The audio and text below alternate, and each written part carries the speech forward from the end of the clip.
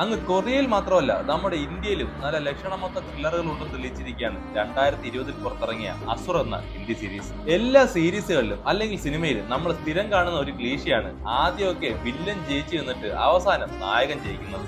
പക്ഷെ ഈ സീരീസിൽ അങ്ങനെയല്ല. ആദ്യം മുതൽ അവസാനം വരെയും ജയിക്കുന്നത് വില്ലനാണ്.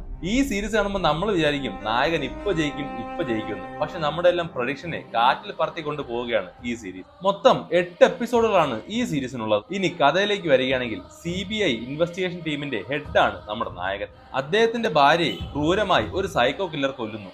ഇവിടെ നിന്നുമാണ് കഥ ആരംഭിക്കുന്നത്. എങ്ങനെയൊക്കെ തല കുത്തി നിന്ന് ശ്രമിച്ചിട്ടും കൊലപാതകി പിടികൂടാൻ പറ്റുന്നില്ല. കൊലപാതകങ്ങൾ വീണ്ടും അരങ്ങേറുന്നു. ഹിന്ദു മിത്തോളജിയും സൈക്കോളജിയും മിക്സ് ചെയ്താണ് കൊലപാതകങ്ങളെല്ലാം ചെയ്യുന്നത്.